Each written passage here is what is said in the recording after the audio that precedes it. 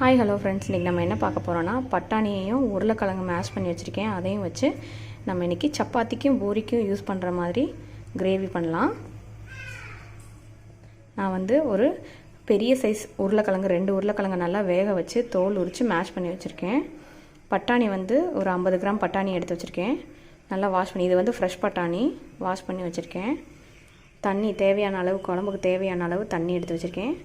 தேவையான அளவு உப்பு எடுத்திருக்கேன். பட்டை 1 3 கிராம்பு எடுத்திருக்கேன். தாளிப்புக்கு வந்து கடுகு உளுந்தம் பருப்பும் கடலைப்பருப்பும் எடுத்திருக்கேன். தக்காளி, நல்லா பெரிய சைஸ் தக்காளி வந்து 2 தக்காளியை வந்து சின்ன சின்னதாக நறுக்கி வச்சுருக்கேன். பச்சை மிளகா வரும் ஒரு 4 பச்சை மிளகாயை கீறி வச்சுருக்கேன். பெரிய வெங்காயத்தை வந்து நீட்டமாக நறுக்கி 2 பெரிய வெங்காயம் கட் பண்ணி வச்சுருக்கேன். தாளிப்புக்கு கருவேப்பிலை எடுத்து வச்சுருக்கேன். பொடி ஐட்டம்னு பார்த்தோம்னா பெருங்காயத்தூளும், லைட்டாக பெருங்காயத்தூள், மஞ்சத்தூள் 1/4 டீஸ்பூன், 1 டீஸ்பூன் மிளகாய்த்தூள் எடுத்திருக்கேன். இப்போ வாங்க எப்படி செய்யுதுன்னு பார்க்கலாம்.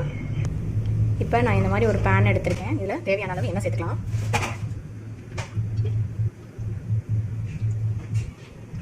நான் வந்து ஒரு 3 டேபிள் ஸ்பூன் எண்ணெய் சேர்த்துருக்கேன். எண்ணெய் நல்லா காஞ்சதும் நம்ம எடுத்து வச்சுட்டு கிராம்பு, பட்டை, கடுகு உளுந்தம் பருப்பு, கடலைப்பருப்பு இதெல்லாத்தையும் சேர்த்துடலாம். எண்ணெய் நல்லா காஞ்சிச்சு. இப்போ நம்ம எடுத்து வச்சுட்டு கடுகு உளுந்தம் பருப்பு, பட்டை, கிராம்பு, கடலைப்பருப்பு இதெல்லாத்தையும் சேர்த்துடலாம். இப்போ கருவேப்பிலை சேர்த்துக்கலாம். கூடவே நம்ம எடுத்து வச்சுட்டு வெங்காயத்தை சேர்த்துக்கலாம்.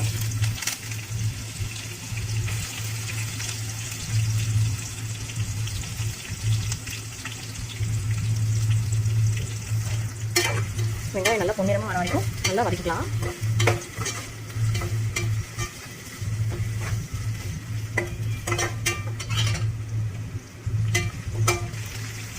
வெங்காயம் பார்த்தீங்கன்னா கோல்டன் ப்ரௌன் கலரில் வந்துச்சு. இப்போ நம்ம எடுத்து வச்சுட்டு பச்சை மிளகாய், தக்காளி சேர்க்கலாம்.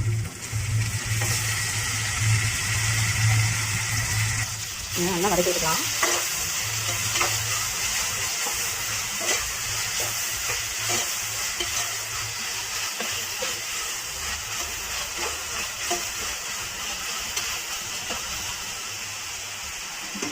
இப்போ நம்ம ஃப்ரெஷ் பட்டாணி எடுத்துக்கணும். அது வேகாதுன்றனால இது கூடவே பட்டாணியும் சேர்த்துடலாம். தேவையான அளவு உப்பு சேர்த்துடலாம்.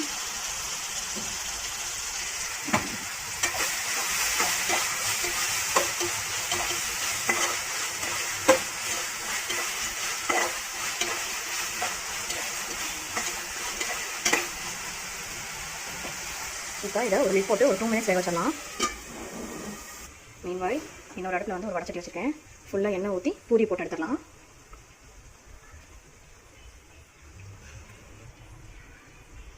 எண்ணெய் நல்லா காயட்டும்.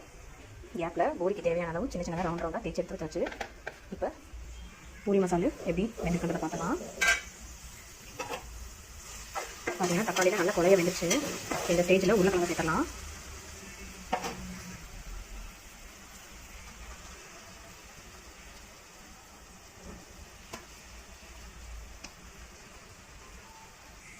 நல்லா ஒரு கிளறி விட்டுக்கலாம்.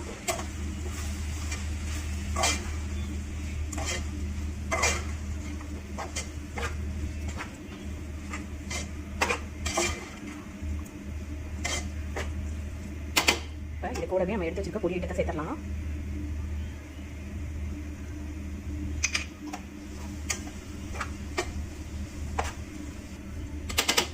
இப்போ தேவையான தண்ணி சேர்த்துக்கலாம்.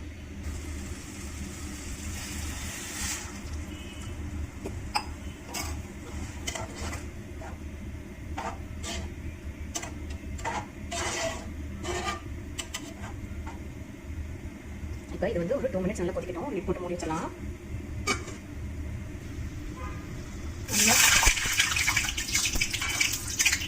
நல்லா எண்ணெய் பிரிந்து வந்துடுச்சு.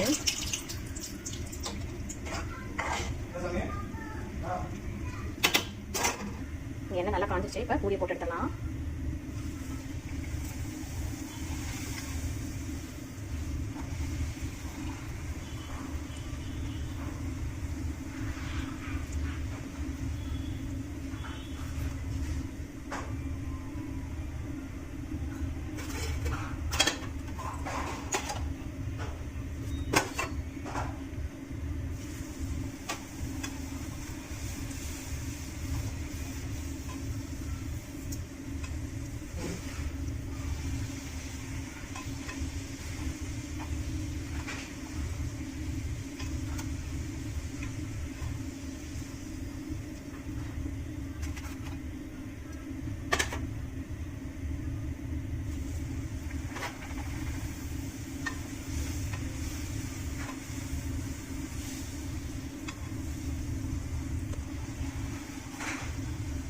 வச்சாச்சு.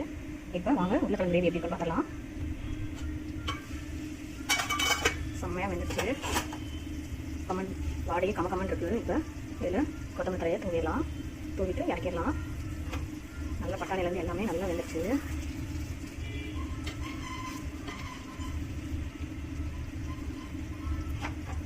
இப்போ வாங்க சர்வ் பண்ணிடலாம். சர்வ் பண்ணியாச்சு. பூரி விட்டு பூரி மசாலா ரெடி ஆயிடுச்சு. நீங்களும் இதே மாதிரி வீட்டில் எப்படி செஞ்சு பார்த்துட்டு சொல்லுங்கள். தேங்க்யூ. இந்த வீடியோ உங்களுக்கு பிடிச்சிருந்துச்சின்னா லைக் பண்ணுங்கள், ஷேர் பண்ணுங்கள், சப்ஸ்கிரைப் பண்ணுங்கள். மறக்காமல் பெல் ஐக்கானை கிளிக் பண்ணி வச்சுக்கோங்க. அப்போ தான் அப்டேட்டட் வீடியோஸ் உங்களுக்கு நோட்டிஃபிகேஷனாக வரும். தேங்க்யூ.